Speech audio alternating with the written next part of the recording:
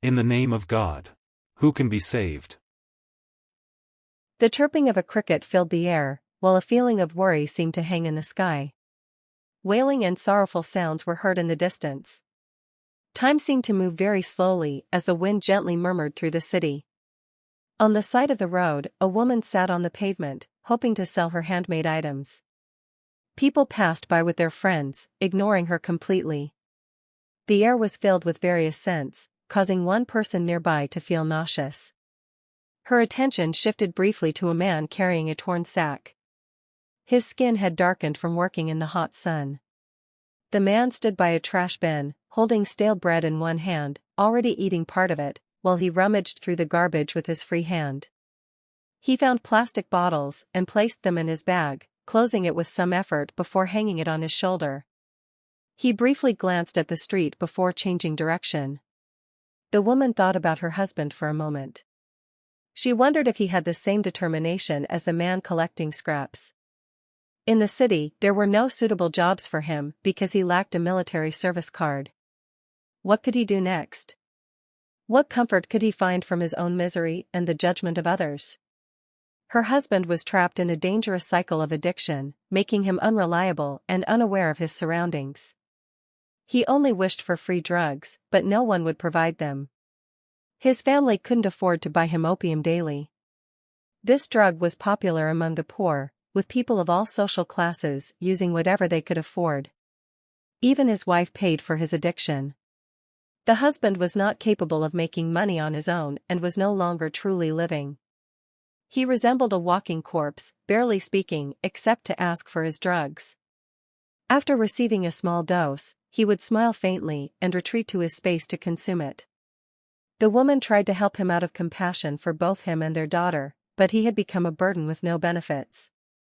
She had lost her emotional connection with him.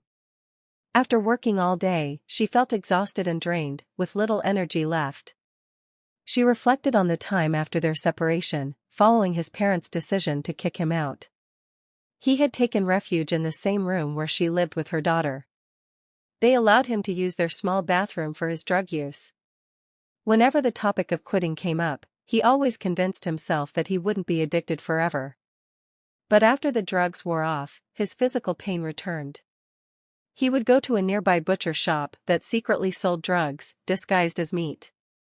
Using the money his wife earned, he would buy a small amount of opium and smoke it, wasting her hard-earned money.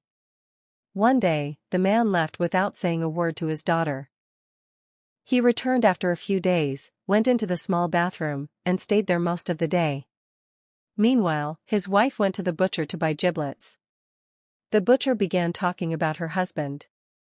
Upon seeing her, the butcher looked different, perhaps influenced by a new experience.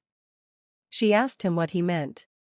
The butcher told her that her husband had come the day before, bought 40 grams of his preferred substance, paid for it, and told him not to ask her for repayment.